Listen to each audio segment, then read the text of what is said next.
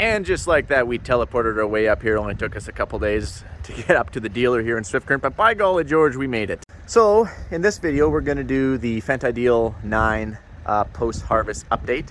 There's a bit of a breeze out here because, you know, welcome to Saskatchewan. You guys should be used to that by now. So bear with me. I do have Hammy, but Hammy is currently sleeping. So Hammy is my mic, by the way, if you didn't know that. Anyways, moving on. So in the previous video, which was the John Deere post-harvest update, we talked about some of the breakdowns that they had. And so those combines are 2015s, 2017s. You know, they've got like, I think mine has, I can't remember what I said, like 1500 separator or something like that. I don't remember. But anyways, they've been around the block once or twice. They're not new combines. So in this video, we kind of want to talk about the idea. We want to try and compare apples to apples a little bit if we can. It's going to be more apples to oranges because they're not even the same model year for that matter. So these Ideals are 2019s. They have like, they range between 500 and 700 separator hours after the third year harvest. I know, which is absolutely nothing in terms of separator hours. Like that's like one harvest, maybe two, definitely not three. So that kind of tells you that we had lots of loaner combines going, which we're very thankful for the loaner combines. So thank you very much for all the loaner combines that came down our way. But just like we talked about the breakdowns on the Deere, and don't get me wrong, everything breaks down. Every freaking manufacturer breaks down. Claws, Case, Fendt, John Deere, you name it, you name it, you name it. If it's man-made, it's going to break down. It's not a matter of if, it's just a matter of when. Now, fortunately, this year on our 690s, we actually had a pretty good year. We didn't have many breakdowns. I told you the ones that we had. We had some header glitches. We had a 635 header. We had some sensor issues on that. But it's like a 2012 header, so it's pretty old. But anyways, let's talk about the Ideal. So, first things first, let's talk about the elephant in the room, and that is the back end of these combines. As you know, in 2020, we plugged them ridiculous amount. I have videos of that. And then they did an upgrade.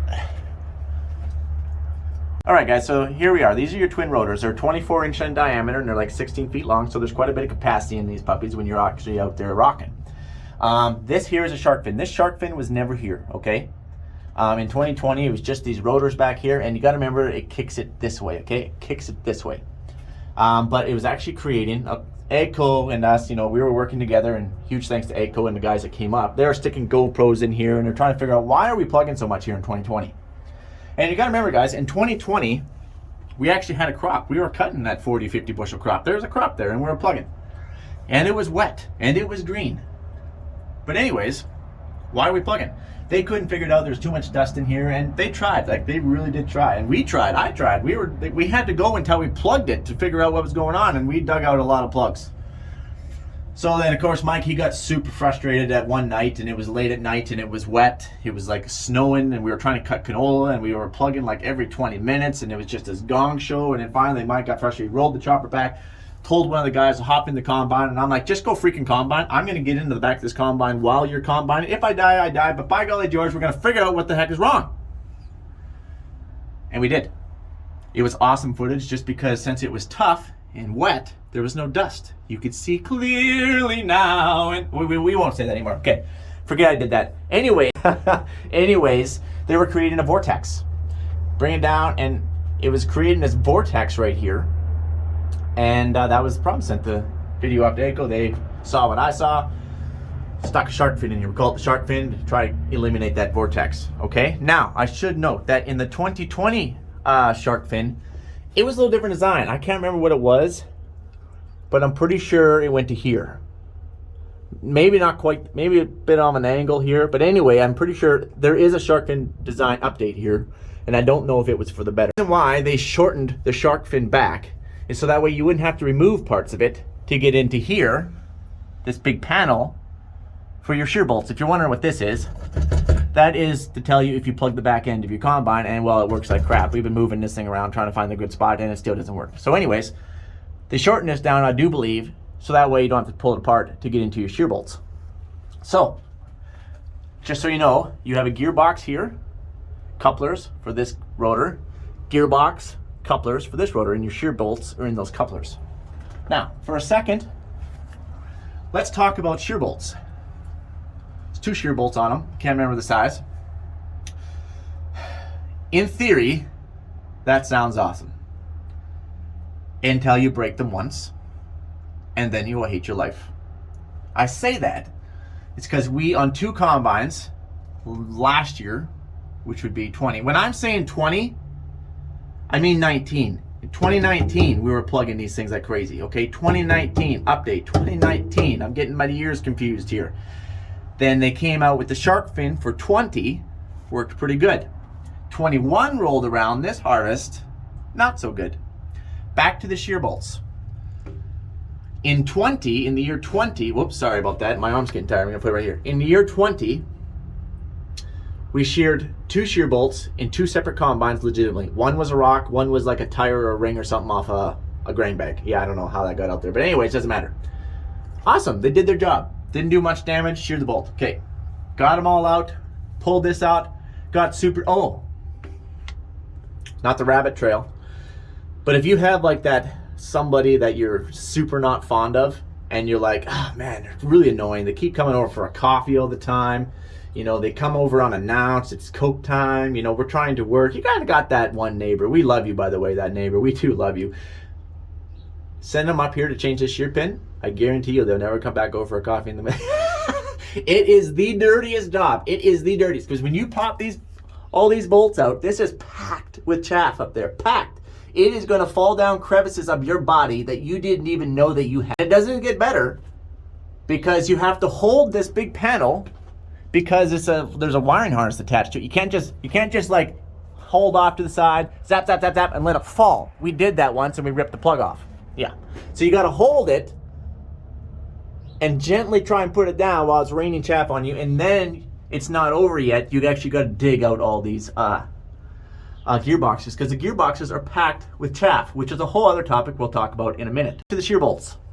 Once you've got it all dug out of there, I can't remember if I was talking about shear bolts or something else now. I started rabbit trailing, but anyway, back to the shear bolts. Oh yeah, I was talking about shear bolts. Sorry guys, like squirrel. But anyways, sheared them legitimately once. But what we didn't know is the couplers, once you shear them once, they start to get a little bit egged. The holes for the bolts get a little sloppy. And it will just shear and shear and shear. Maybe you can get away with it with putting a bolt in for twice. But if you ever shear it twice on the same coupler,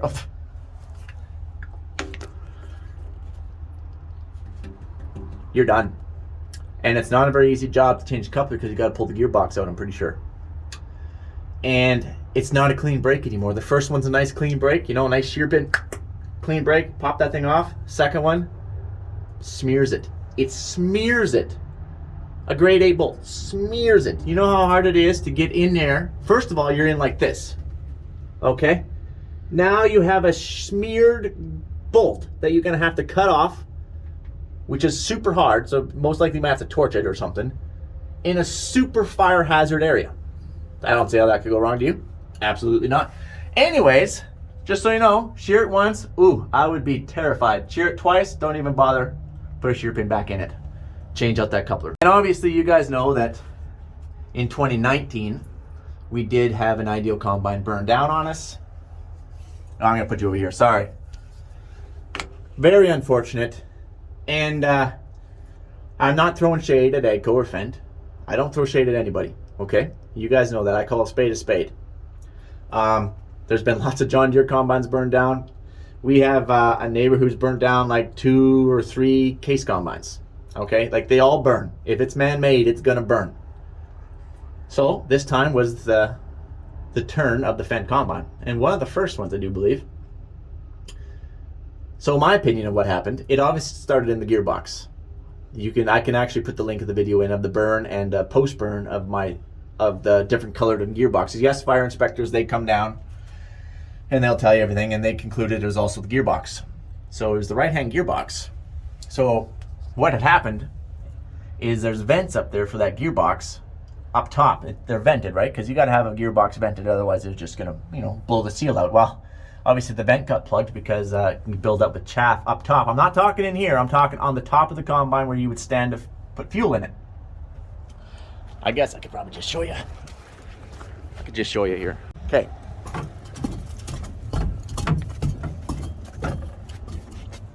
All right. So on ours, they put the vents up here now. But on these ones, where's the vents? They were down in here. Pretty sure. Now I can't find them. Well, anyway, they're low, and this can fill up with chaff. And obviously, I plugged the vent, and what happened is it popped the seal out, drained the oil and all that chaff down there, and then the rest is history. You can't run a gearbox for very long without oil in it. It would get pretty dang hot, and now it has nice packed around chaff around that gearbox, gear oil soaked. It's ripe for a fire. Anyways, we got that all sorted out. All was good there, and let's continue talking about the issues that we had in 2021. I only bring up the shark fin because that has been an ongoing issue since 2019, okay? Otherwise, I'm not going to bring up old news. So, breakdowns, we're talking breakdowns right now, okay? These hubcaps never stay in. I don't know how many of those hubcaps that we lost. Probably should grab a couple spares. We had one bubble up auger in the hopper, which brings your grain out, shaft broke in half. And in other combines, the bearings, we're starting to have bearings go. You can't have bearings go. I don't think you should be having bearings go when you only have like 500 separator hours on. Bearings shouldn't start going until you're 1500 separator hours, okay? Anyway, that's just my opinion. We had bearings go in the bubble up on 2 different units. Over here, this is a fairly common thing. I'm not going to bring up old history, like I said, I'm still bringing up just 2021. So I think this is high speed. I think this belt goes on this pulley in here, which I do believe is, whoa, sorry about that, happens every time. I'm still struggling here, there we go. Goes on here for low speed, and we have it on low speed. So then this here just kind of rotates and pulls off over here, and then the belt goes over there, no big deal. Well, this pulley keeps breaking off. I think we broke it off from like 3 or 4 different units. Breaks here and breaks there, and anyway, it just flies off. Kind of annoying. Luckily, we don't need that one. Luckily, we're running on the other one. Okay. The other issue we're having is feeder house tilt. This I will also bring up in 2019. This has been an ongoing issue since 2019. We've been working with AGCO. We've been trying to get something in place. And the problem is when you put our headers on, when they're brand new, it tips fine, okay? When you're in wheat, it's mediocre. It's a little sticky, but it will go. It's a little bit sticky, but it will go. When you're in oil seeds, oh, it goes pretty good. Why? It's because the oil of the canola and mustard, it lubes it up. But when you're in pulses, chickpea lentils, you get dirt in there, it just won't go at all. Like, I mean, it is rock freaking solid. You can't even calibrate, you can't even calibrate the header when you want to go into another crop because you can't get it to move. So you'll get about 2 or 3 people, because it'll tell you it's going to go all the way to the left, and there'll be a guy in the cab, and he's going to say now, and 3 people are going to jump on the end of that 50-foot header and try and get that thing to tilt. And then the other side's way stuck up in the air, and it's got to go back. So those same 3 people, when the operator sees it happening on the monitor, you can tell on the monitor, it's all of a sudden it's going to want to try to go right or whatever.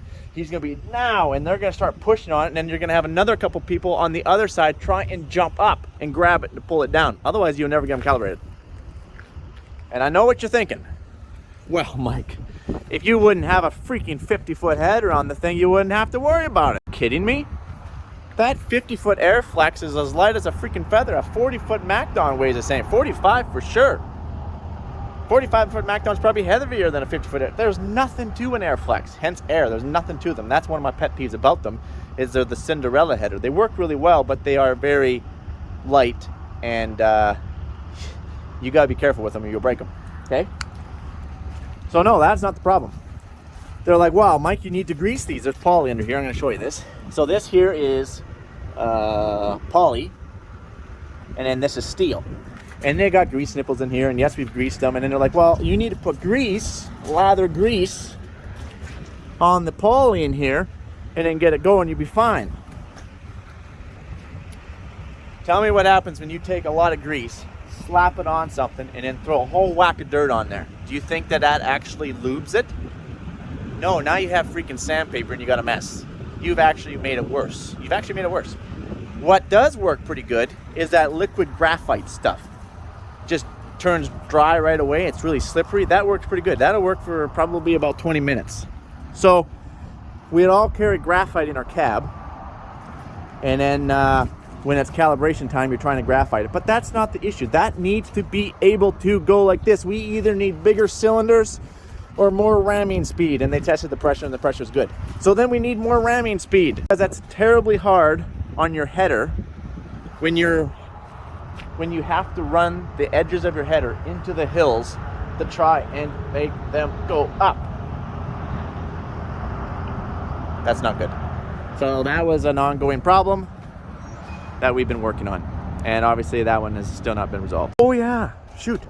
While we're talking about the back end plug-in, which was one of the main unresolved issues, I forgot about the chopper plug. So obviously we had issues. Sorry, sometimes I rabbit trail. We have issues of getting it down. So we kind of sorted that out, that we thought. But then 2020 came around and they kind of upped 2021 and they kind of updated that and it all came back. So we're not sure why. But see these? There's no fins on these chopper blades to try and create more vacuum. But either way, they put new floors on. 2022 models have new, or 2021 models have new floors, and they actually pitched this up a little bit. So we had a couple with the 19 floors that come straight out, and we didn't have any issues plugging in here this year. And so they updated this. So the reason why is because I think on the 19 models they had some brackets here on an angle, and it would hang up there as well. So they eliminated that, and obviously they had to put some extra support in and titched it up. But anyways, we would plug it here half the time. So if we didn't plug it up there getting it to the chopper, then we would plug it in here trying to spit it out. And I'm so sick of rolling choppers back and unplugging stuff. It's not even funny. We had a couple of these break in here and the chopper fell off. And then obviously you guys know combining light crops is not easy on any combine.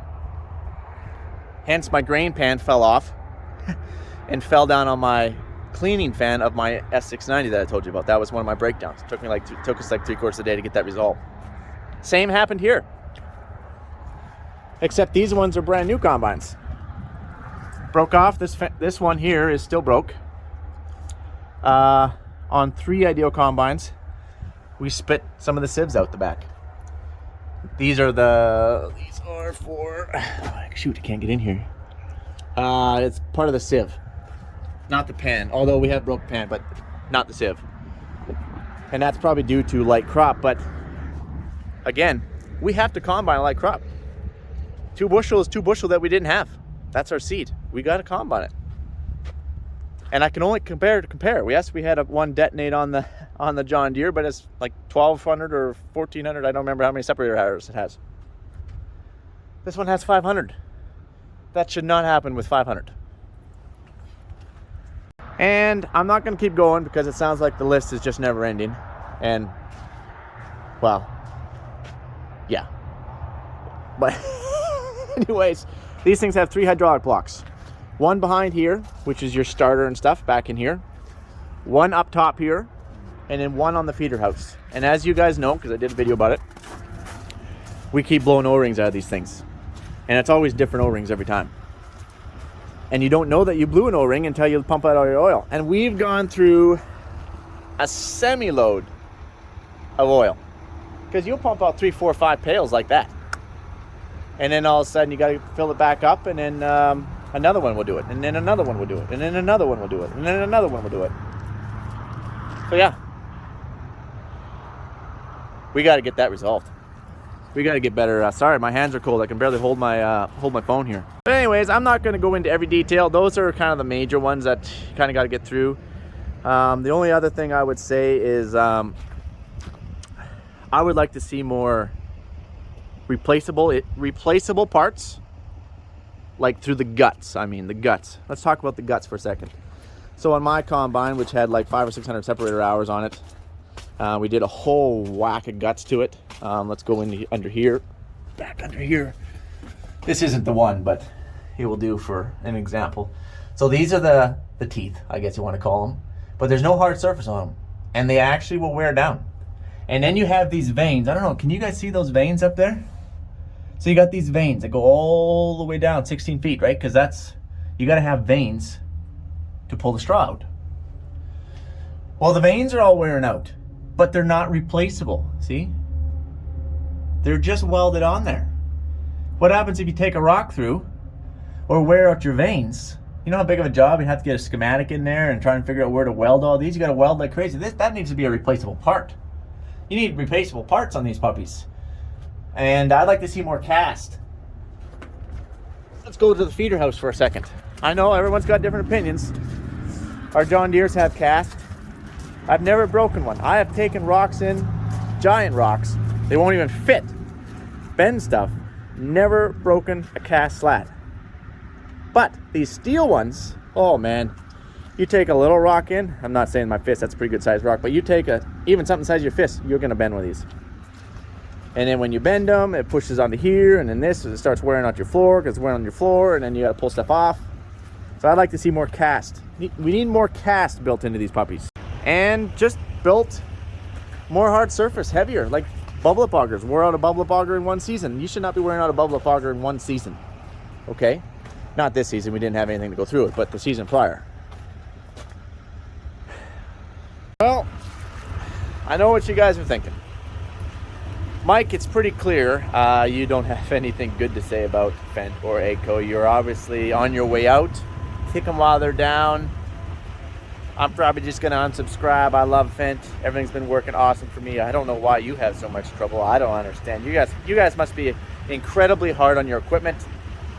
You're obviously, the feeder house isn't tilting. You got way too big of a header on there.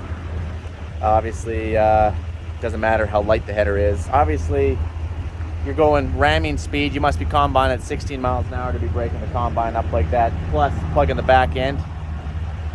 Well, I appreciate your opinion. You are entitled to it.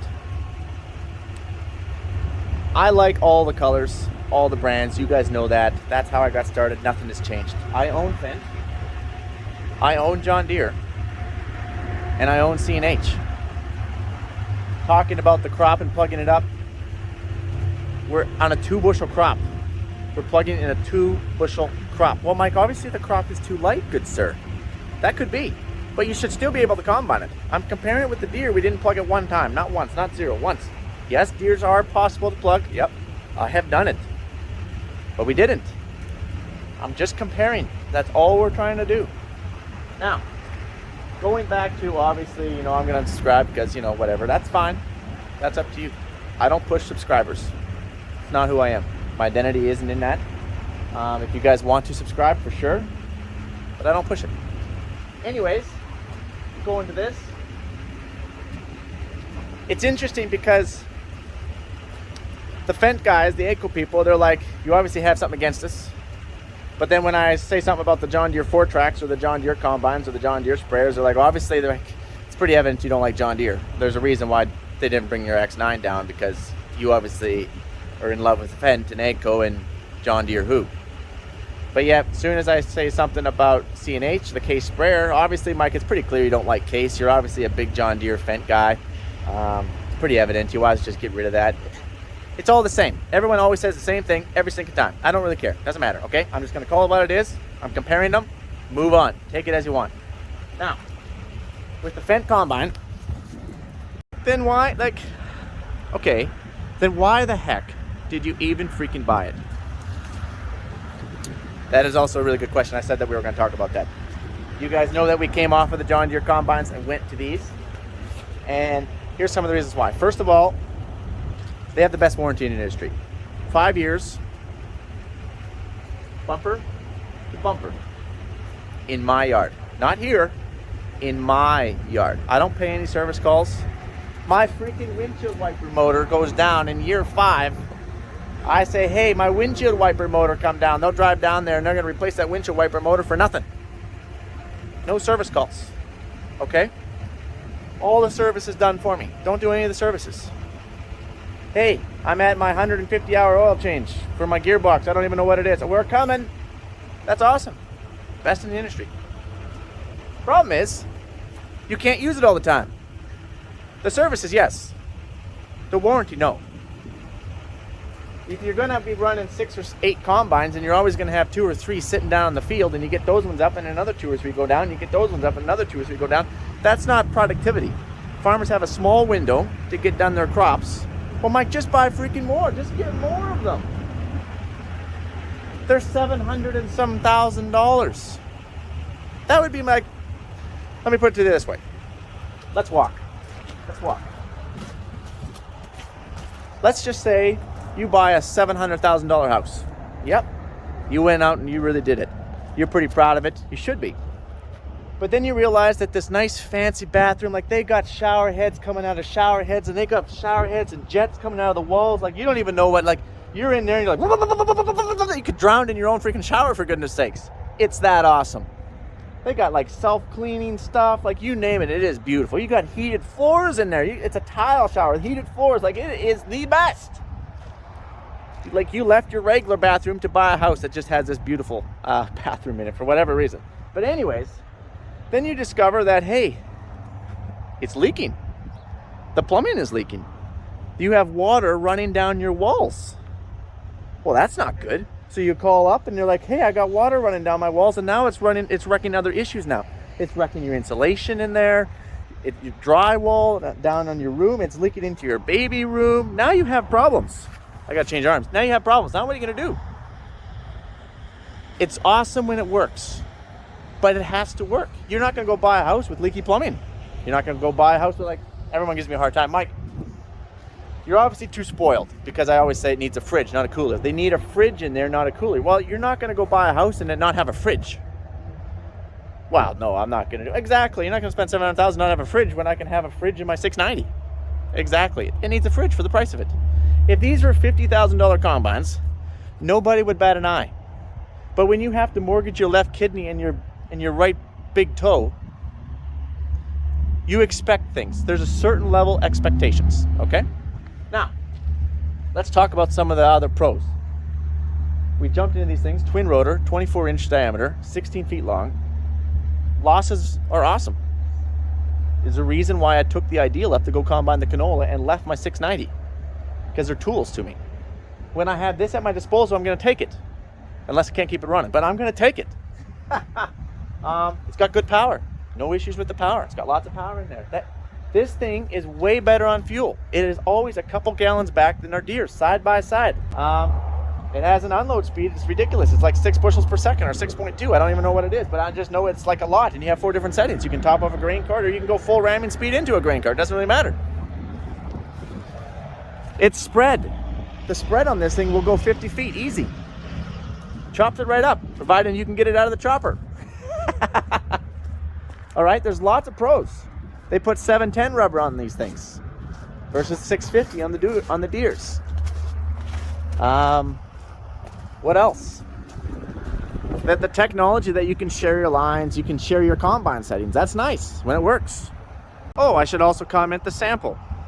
The sample is awesome. Awesome. Like, we're really happy with how clean we can clean up our canola, our lentils, our chickpeas. Our lentils and chickpeas, especially chickpeas, are so freaking clean we can just about see them, which is almost concerning. We keep checking the back, like, man, that seems too clean. That seems too clean. But it's the combine threshing, losses, and cleaning is there. We just got to get it so we can keep it there for 10 hours a day, consistently, day after day. Not 10 hours in a week, but 10 hours a day. All right? That's where we got to try to get it to. That's the goal. And I'm pretty sure that is going to be AGCO's #1 priority, is to make sure that they can get these combines, and it is. I know for a fact that it is their #1 priority, to get these combines reliable. Okay? They work awesome when they're running. They do. They work freaking awesome when they're running. But they got to be reliable. They got to go up and down the field every day, day in, day out, day in, day out, day in, day out, day in, day out, day in, day out, day in, day. Yeah, you get the idea. Mike, do you have regrets? Are you saying that you have regrets? Do you have regrets about this? I wouldn't say I have regrets, no. It's definitely been a struggle, and it's been an awesome learning curve. AGCO has been pretty dang good to work with. maybe within the exception of the last little bit. I think everyone's just kind of getting tired, you know. But still an awesome company. Good to work with. Dealer's been good. Why did we go with them then? Why didn't we go with a New Holland? Why did you buy them? Why? I don't get it. Like I said, sometimes you just want to, you see the neighbor's pool, you just want to, you know, you saw that they left, you just want to jump in their pool naked. That's what we did. We jumped in the neighbor's pool naked. This time, except the neighbor came home, though.